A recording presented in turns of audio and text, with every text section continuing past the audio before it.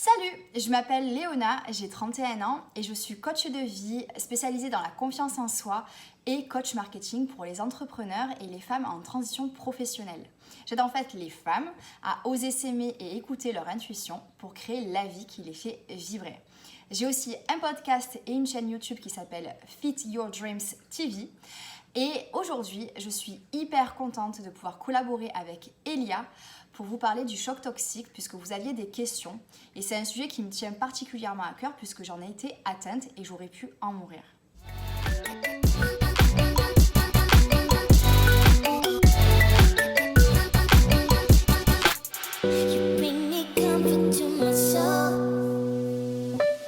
Donc c'est parti pour la première question.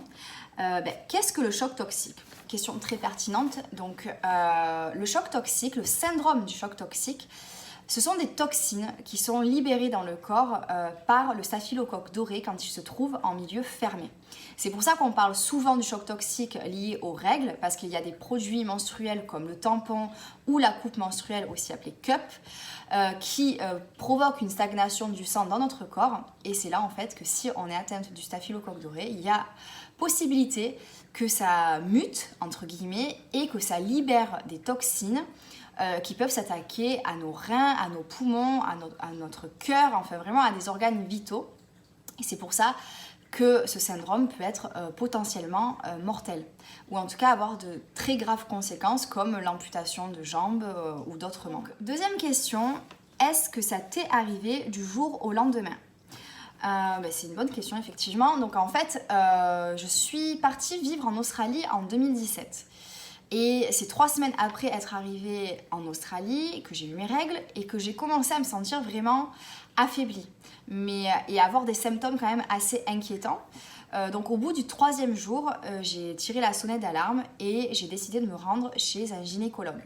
Donc non, c'est pas arrivé du jour au lendemain. Les symptômes, je les ai vus venir. 3e question, quels symptômes as-tu ressenti en contractant le syndrome du choc toxique ? Alors, même si chaque cas est unique, on réagit toutes différemment. Moi, ça a commencé par une fatigue extrême, des migraines tous les jours, des maux de ventre, presque en perdre connaissance et des malaises. Je me sentais vraiment... J'avais l'impression d'avoir eu comme une insolation. J'avais tellement mal au ventre que je me suis demandé si j'avais pas un problème de digestion. Enfin, c'était vraiment ce type-là de symptômes, mais des symptômes qui ne peuvent pas passer inaperçus, qui alertent quand même directement.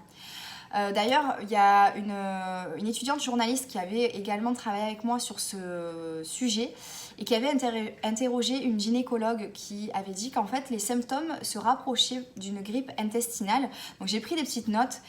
Donc il peut y avoir des fièvres. Donc moi je ne sais pas si j'avais de la fièvre parce que je n'ai pas pensé à me prendre ma température étant donné que j'avais même pas de thermomètre sur moi. Je venais d'arriver en Australie. Mais il peut y avoir des vomissements, des maux de gorge, des diarrhées, des éruptions cutanées qui ressemblent à des coups de soleil, des douleurs musculaires, des étourdissements, voire des évanouissements. Donc moi, c'est vraiment ça. J'ai pratiquement perdu conscience à plusieurs reprises. J'avais l'impression en fait que je m'endormais, mais en fait non, c'était des pertes de conscience.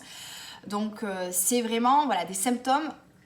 On ne peut pas passer à côté. En tout cas, il faut être connecté à son corps dès qu'il y a des petits signaux d'alarme comme ça et vraiment y faire attention. Est-ce que la seule manière d'être victime du syndrome du choc toxique, c'est en gardant un tampon trop longtemps ? Alors, le syndrome du choc toxique, en fait, il peut être contracté en portant un tampon, mais aussi en portant la coupe menstruelle qu'on appelle aussi cup.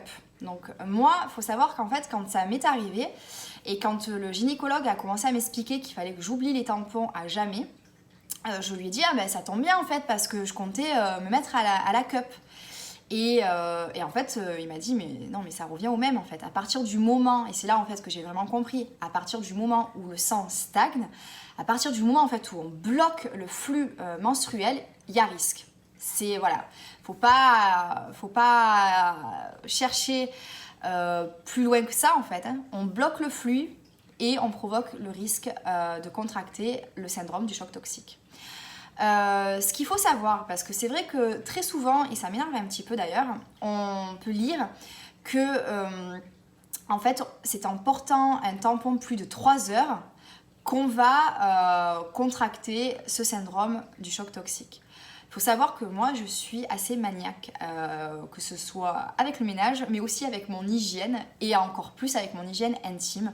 Donc je ne portais jamais mes tampons plus de 3 heures. C'était vraiment mon maximum. Moi ce que j'aimais faire en fait c'était les changer toutes les 2 heures parce que c'était déjà quelque chose qui me tenait à cœur, quoi. Avoir une hygiène intime vraiment carrée.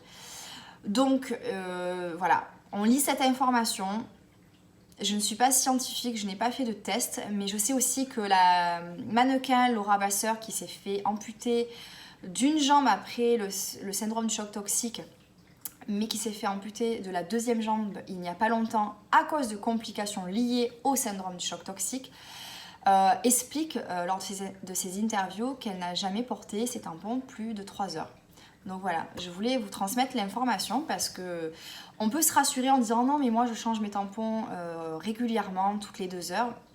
Moi je faisais ça et j'ai contracté le syndrome du choc toxique. Donc voilà, je voulais transmettre l'information. Après d'un point de vue plus culture, faut savoir que le syndrome du choc toxique, il peut être contracté aussi après l'infection d'une blessure. Donc voilà. Est-ce que toutes les femmes peuvent être atteintes du syndrome du choc toxique ? Alors là, du coup, j'ai fait mes petites recherches pour vous. Il faut savoir en fait qu'environ 30% des personnes en bonne santé hébergent en permanence le staphylocoque doré, qui est donc à l'origine des toxines qui provoquent le syndrome du choc toxique. Donc 30% des personnes en bonne santé l'hébergent en permanence, donc c'est quand même énorme. Après, il y a aussi 50% de personnes en bonne santé qui hébergent le staphylocoque doré de manière intermittente. Et 20% n'en sont jamais porteurs. Donc concrètement, oui, toutes les femmes peuvent contracter le syndrome du choc toxique. Si elles font partie des 20%, ben, elles ne connaîtront pas ce risque. Mais comment faire pour savoir si on fait partie des 20%? Ça, c'est une bonne question à laquelle je pense qu'il est impossible de répondre. Donc, c'est vraiment un risque qui existe. Il faut vraiment garder ça en tête. Donc, porter des tampons ou des coupes menstruelles entraîne ce risque. Et donc, dernière question. Est-ce que tu as eu peur de mourir et comment cette expérience t'a fait mûrir? Alors du coup, merci pour cette question parce que effectivement, je le répète très souvent, mais la vie offre très souvent des leçons et c'est à nous de les apprendre. Et là, j'ai bien appris ma leçon.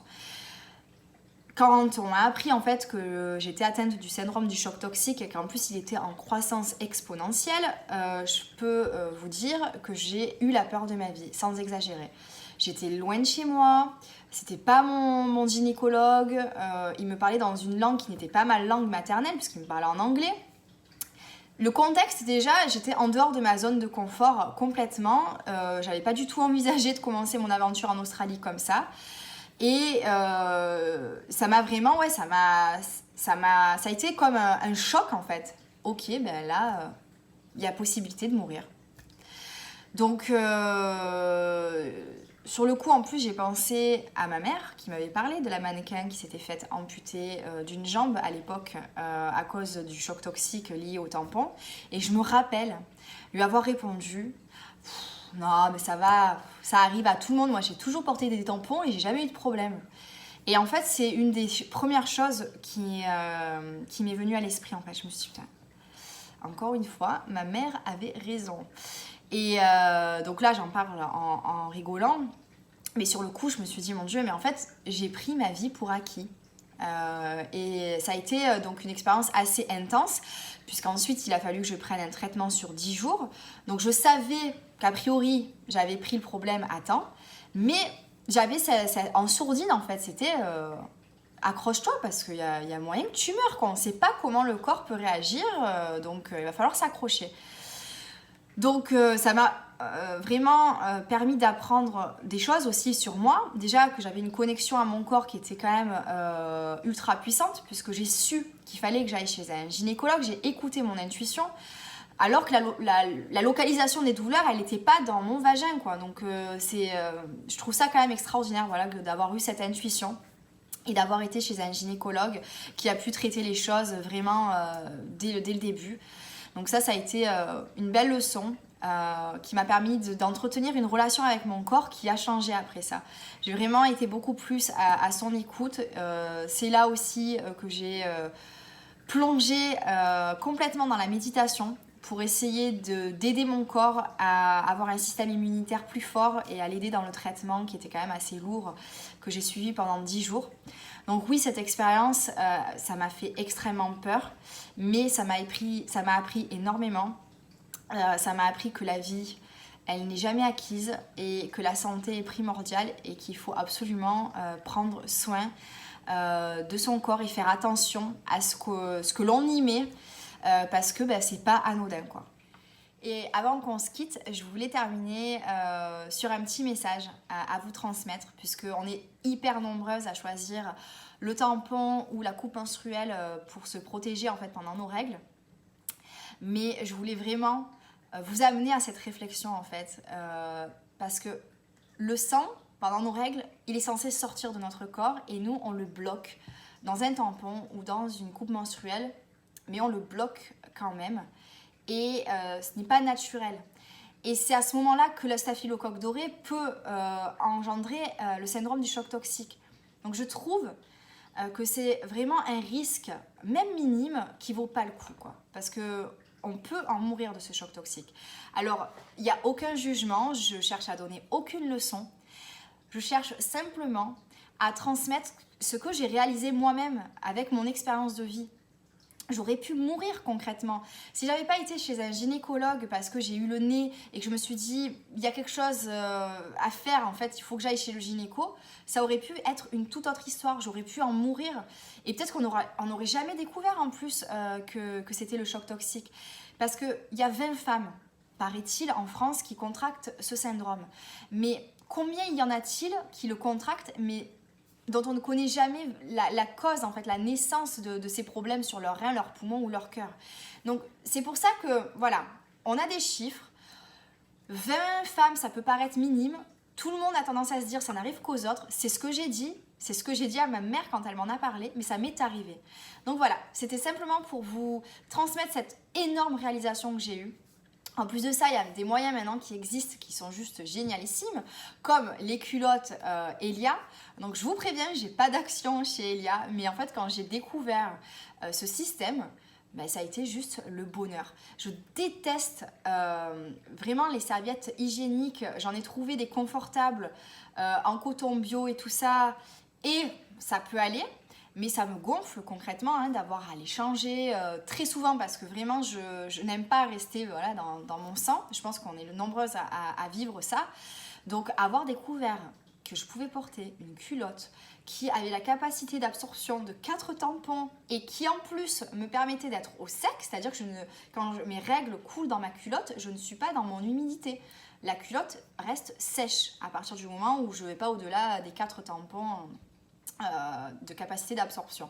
Donc vraiment, la première fois où j'ai porté ma culotte pendant mes règles, c'était juste le bonheur. Et donc je vous incite pas à l'achat, mais je vous incite par contre à aller vous renseigner et à voir en fait si ça résonne en vous et si vous avez envie de tester, parce que c'est vraiment un moyen de protection qui est génial. C'est français, c'est 100% bio, alors que demande le peuple? En tout cas, j'espère que toutes mes réponses vous auront éclairé, que mon expérience de vie vous permettra de ne jamais vivre ce que j'ai vécu, parce que ça vaut vraiment pas le coup.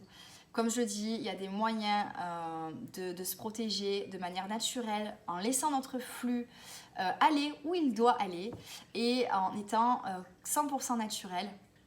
Donc renseignez-vous, voyez ce que ça a fait résonner en vous de regarder cette vidéo et puis prenez soin de vous. Je vous souhaite une magnifique journée et je vous dis à bientôt.